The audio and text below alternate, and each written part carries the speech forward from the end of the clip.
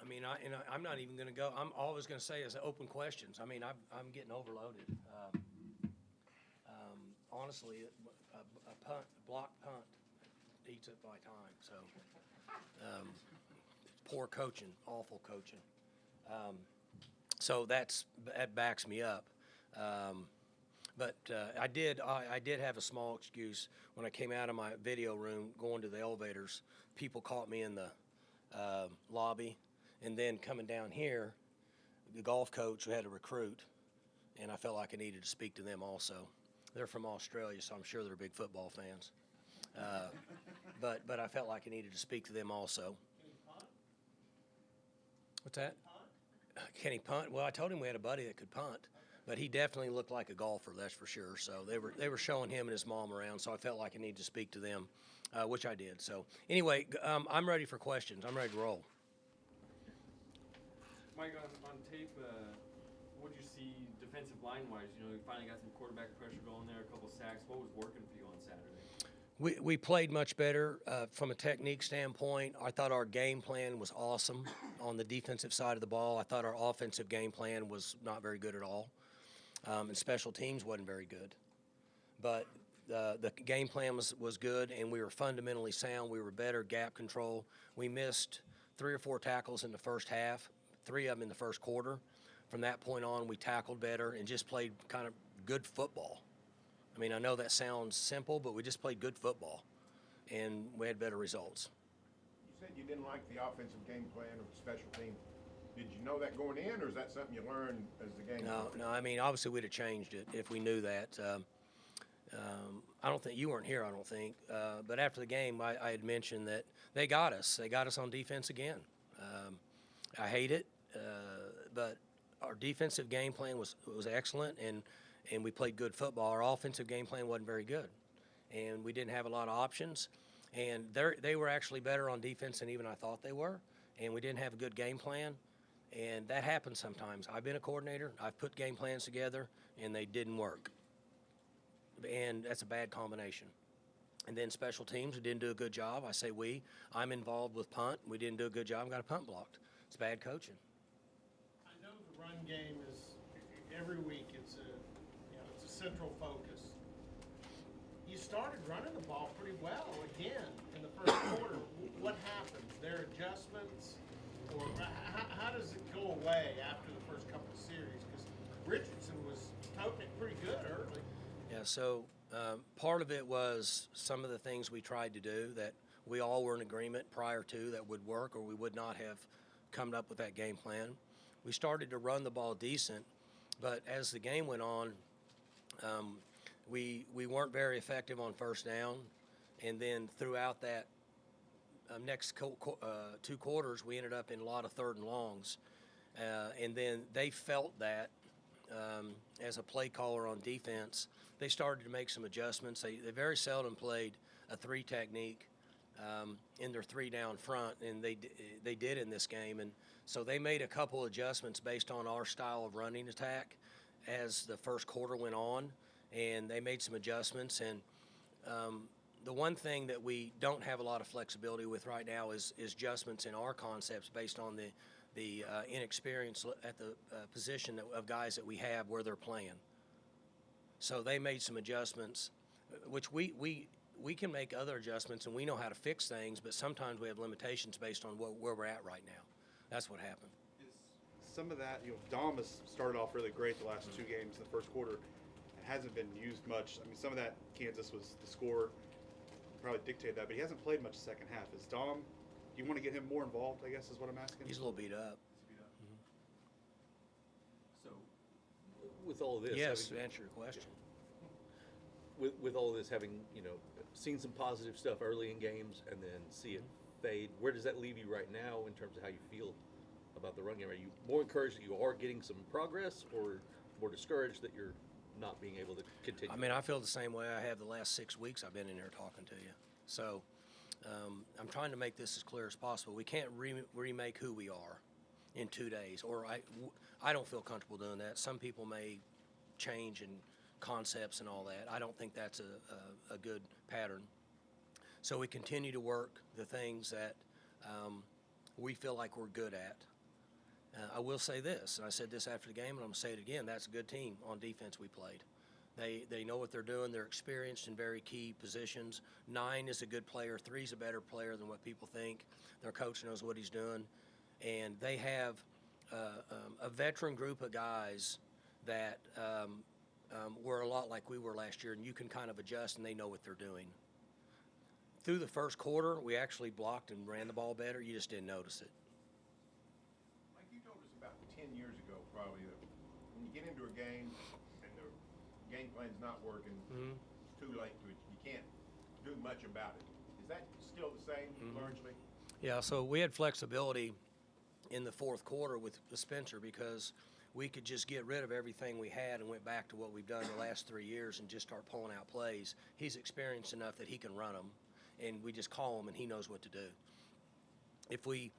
There's been times, years back, you guys have covered us, and we had younger quarterbacks, and comment you're making is based on times I've said that, maybe it's Spencer's second year, or maybe it's Mason's second year, and I said, there's not a lot of options right now because we're kind of stuck. And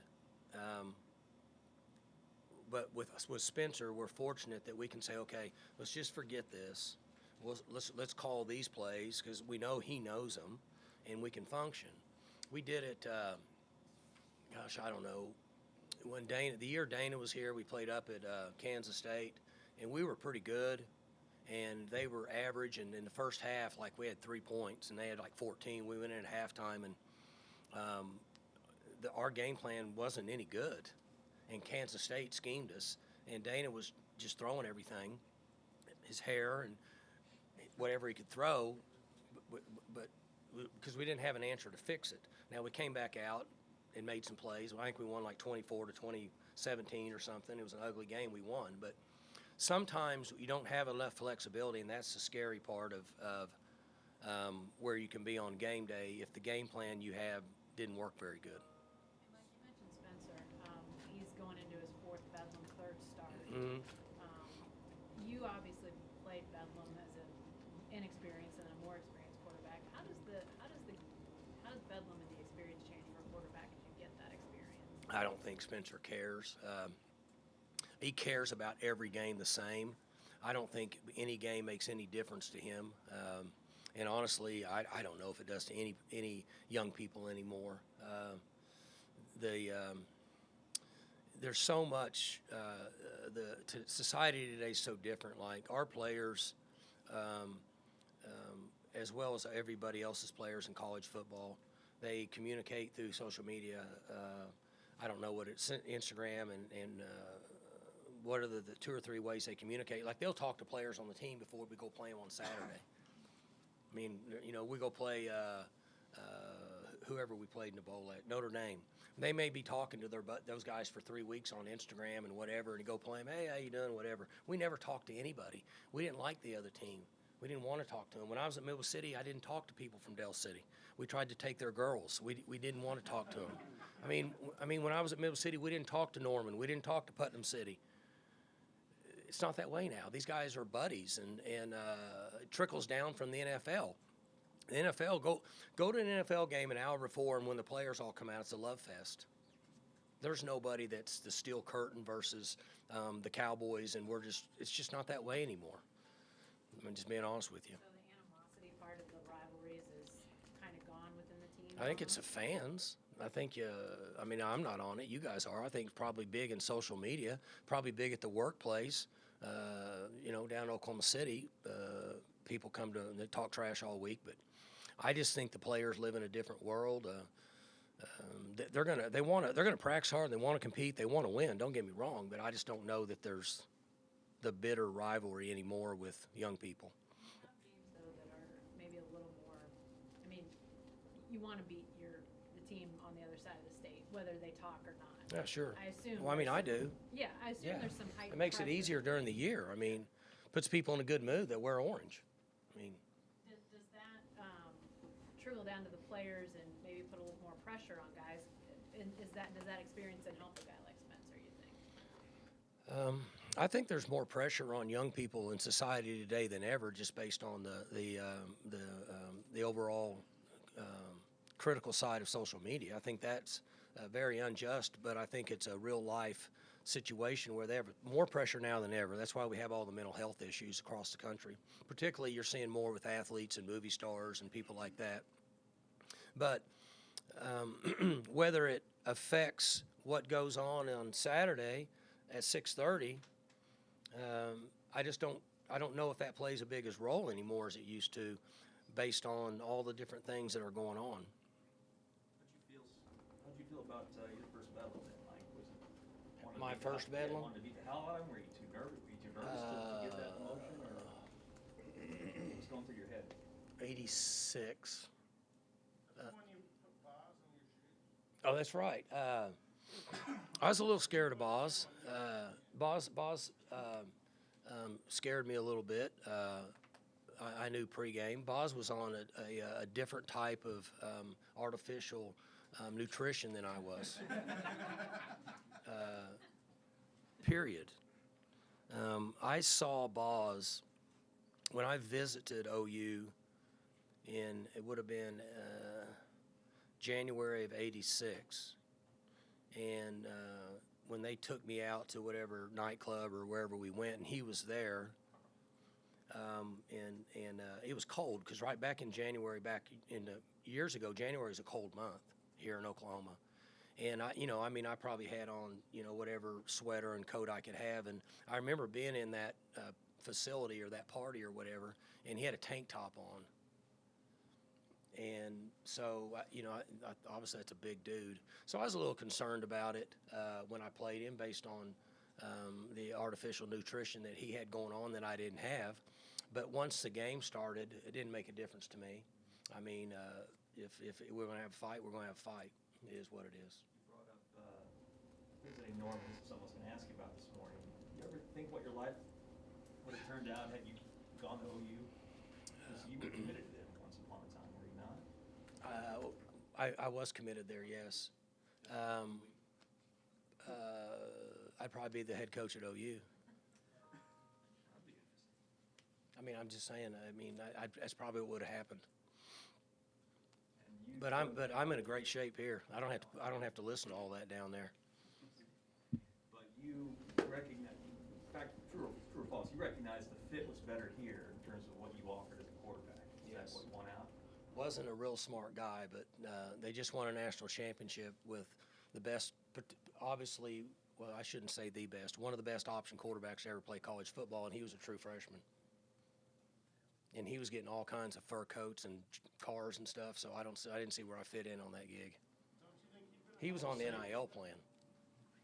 Don't you think you'd been a hell of a safety? No. No. Tackling was not my deal. Have you not heard my safety story? Surely you've heard it. So I was a sophomore playing for Coach Evans at Midwest City, and Donnie Johnson was our senior quarterback. So they wanted me to be on varsity, so they let me play wideout just to get some varsity time. And then they banned me as a backup safety. We scrimmaged at Jinx prior to the start of the season, and I think Reggie Barnes, was that his name? The running back at Jinx? 85, 84. They had somebody. Anyway, he was a really good player, and I was playing free safety. We were scrimmaging Jinx, and now I'm a $147 at the most, and I come up to Phil, and whoever that running back was, he played pro. I mean, he played college ball. He came running right at me, and he was about 200 pounds, and so I kind of fell to my knees like this, and I looked like Kendall Daniels did out there on that first one, and he ran for a touchdown. And Dennis Huggins, who was our defensive coordinator, who was old school, hard-nosed, tough, honestly kind of a Bobby Proctor guy from back in the day, and he said, "You're out. That's it." That's the last play I ever got at safety. Mike, does this OU team feel a lot different from the ones that you've scouted in the past? Or? You know what? I just watched the first half of one game. I've been doing other stuff, and normally I've watched several games by now, and I have not watched. I'm through one half of the first game, and I haven't got there. I apologize. I just had other stuff going on. I guess from the casual watching, and I don't know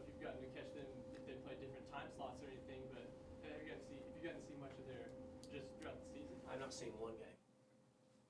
Have not seen one game.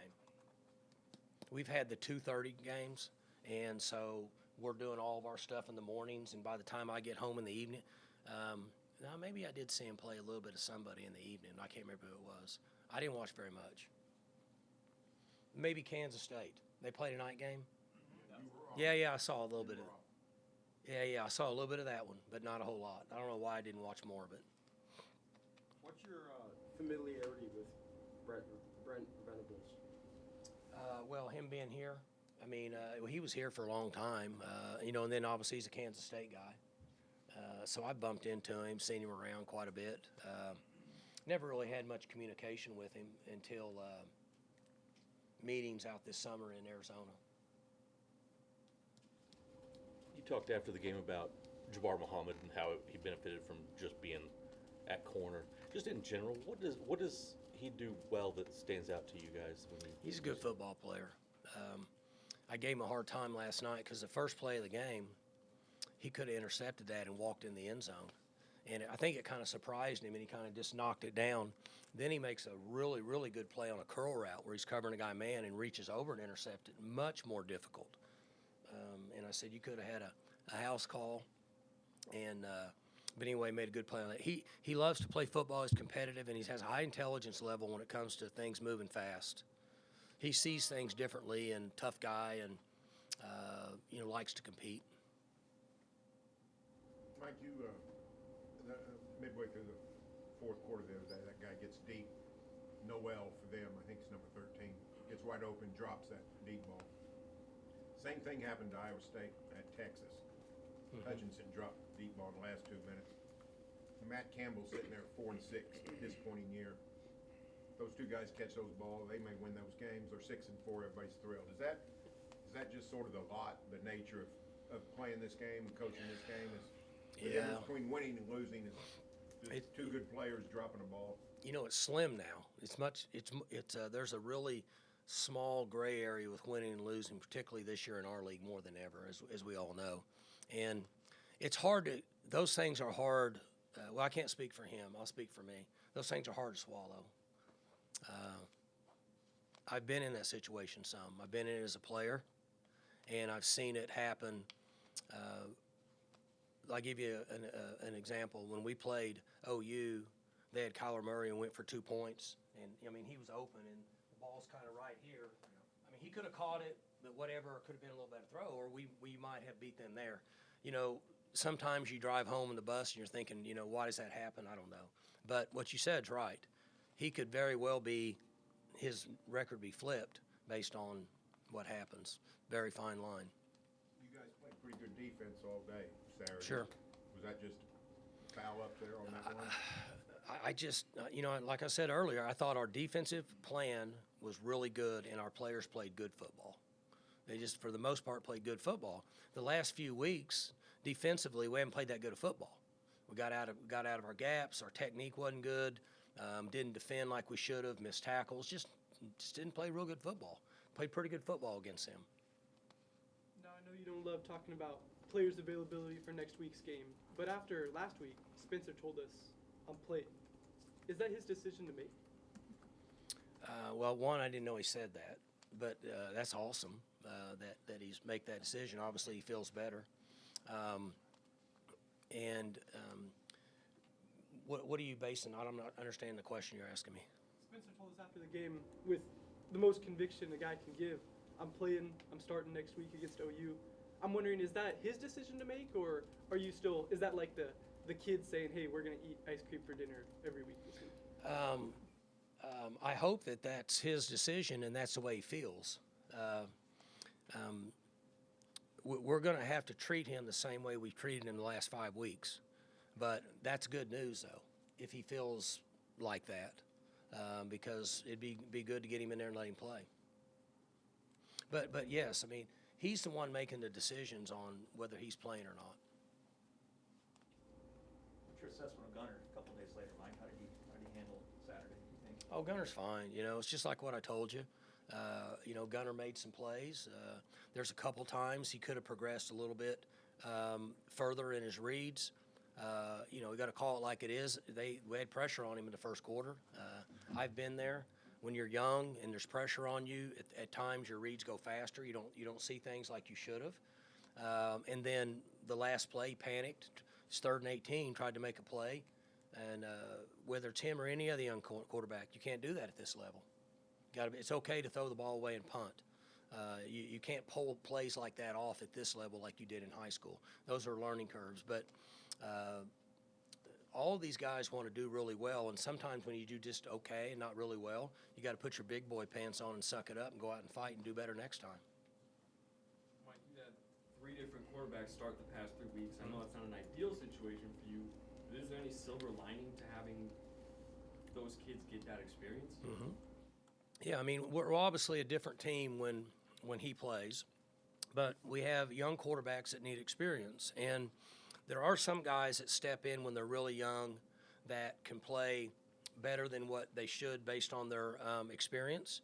2 things contribute to that. One, those guys may potentially be an early round NFL draft pick, or they're playing on a team where they have really good players around them and they can survive and function with a lack of knowledge because of the people that are out there with them.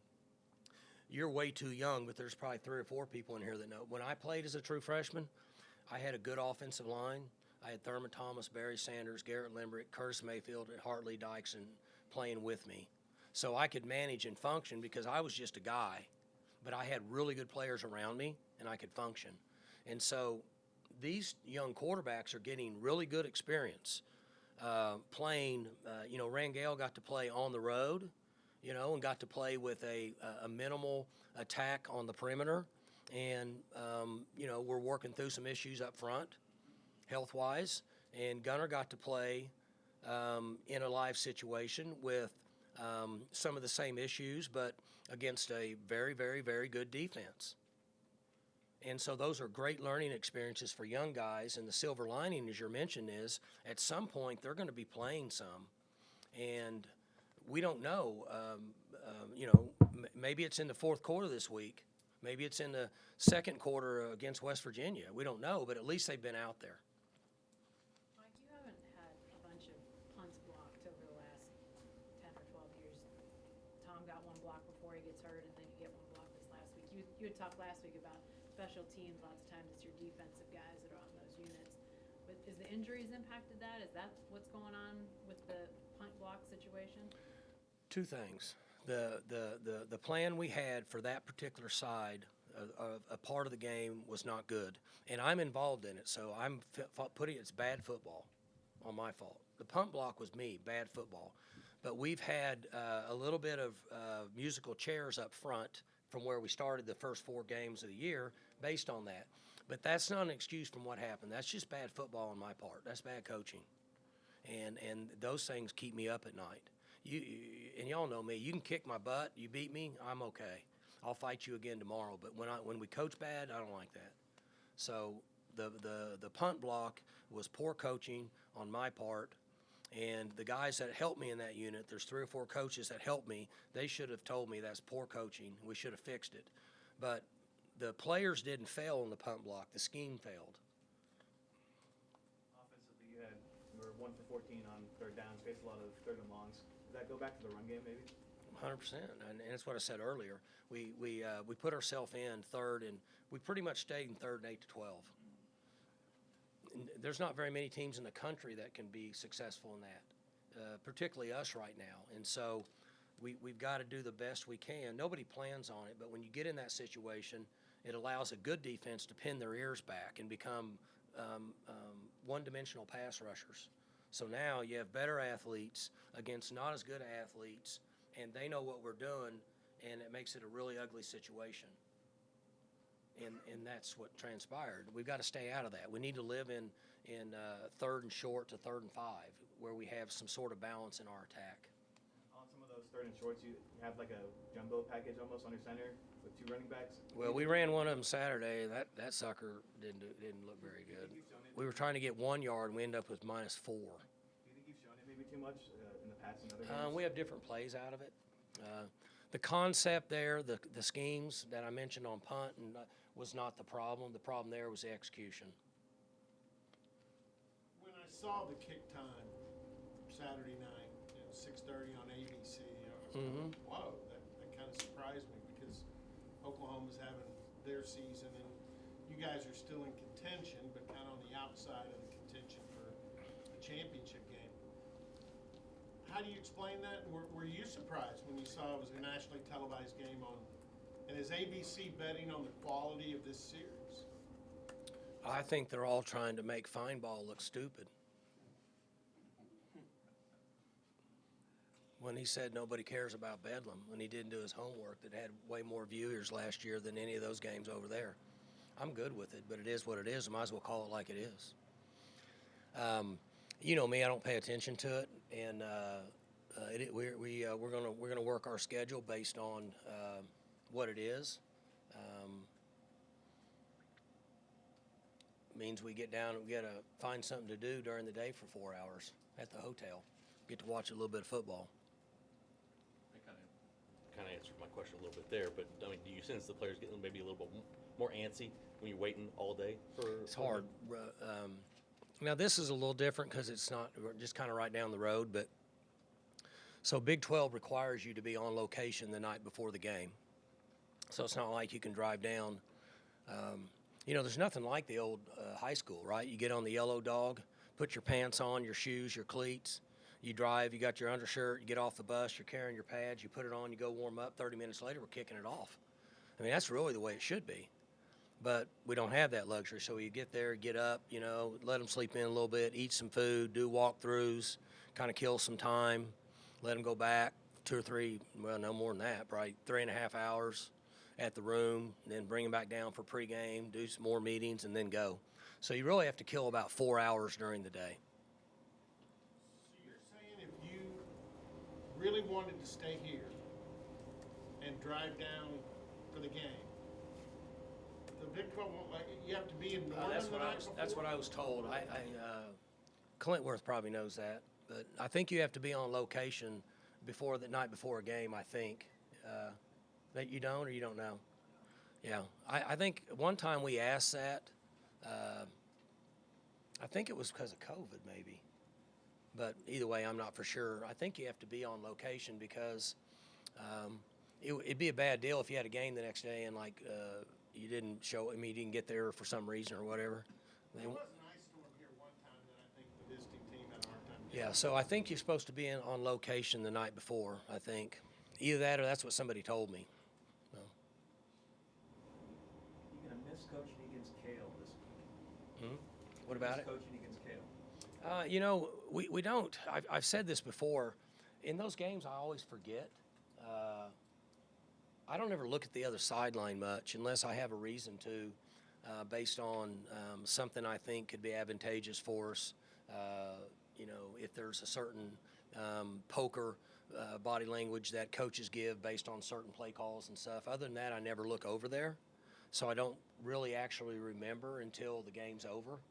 And I forget because I go to the center to shake the head coach's hand, and then he'll come up and grab me. And a lot of times I have forgotten that. So that really is not as big an issue. Makes it a little bit easier on the family, that's for sure. I hear that you've been a real supportive big brother to him the last several weeks. What have you done to sort of help him through? Oh, I think anybody that goes through what would be somewhat traumatic would be a bad word for it because that's not a traumatic. There's a lot of things in life a lot worse than that, but just a tough situation is to say, hey, I'm here, you want to talk, whatever. But what he did is, in my opinion, was very smart, which he never stopped the everyday flow of his life. He does what he does every day. And he's somewhat partnered up with Coach Switzer, and they work together now on certain things, which everything that Switzer's ever touched just turned into gold. So it's a good guy to partner up with. And arguably, you have 2 Oklahoma OU guys that could be the most well-known, prominent figures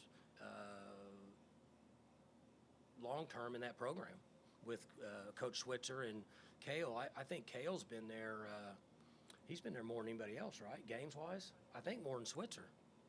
So those two working together are having a blast. They called the other day, and they had me on speakerphone. They're driving in the car going over to, Switzer and Kale, they're going over to talk to some guys and drink beer and have a good time. And where are you going to practice? You're going to practice. We're going to drink beer and talk to guys about football.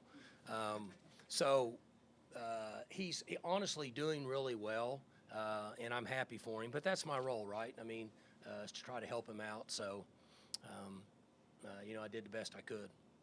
Over the years, I've kind of noticed that meeting with you and Kale afterwards, and it's constant. I mean, it's not like when they've lost, Kale stomped off and gone to their dressing room. In fact, I almost think he's made more of a point of coming over to you after they lose. Kale's very emotional. Kale is a very huge heart, very emotional person who cares about. Kale loves people. He likes everybody, and he pours himself out to people. I'm not that way. I have very few friends. I'm not a outgoing people person. I would rather be somewhere by myself watching something or doing something to occupy my time, not with lots of people. We're complete opposites in that area.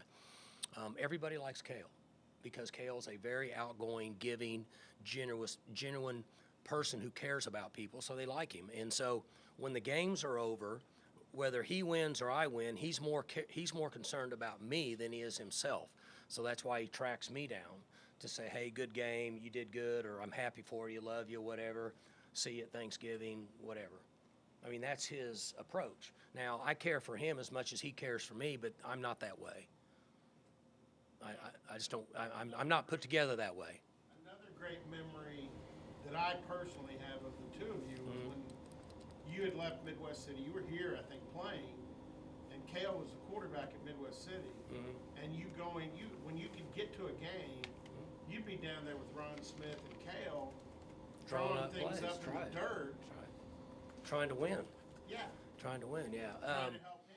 Yeah, different deal though. I'm in a different element. I'm in a football element where things that I like to do and all that. Those things drive me. The things that drive Kale socially don't drive me. So it's two different people. But Did you enjoy watching him play? sure, yeah. I love that. Yeah. Anything else from Coach? What happened at Virginia last night and then kind of this morning, does that scare you at all as a football Everything player? scares me. I don't know enough about it. I was just told, some of the circumstances. It's just awful. I don't even know what you say anymore to, I have sons in college, and somebody gets a call, and all of a sudden your son's gone. I mean, forget football. I mean, just terrible. I don't know. Those things, I'm not a real emotional guy. Those things make me emotional. A nightmare phone call that a parent would never get over the rest of their life, in my opinion. Never get over that. Think about it before you go to sleep. Think about it when you wake up and 2 or 3 times to go to the bathroom. You guys got that? When you get older like me, minimum of 2.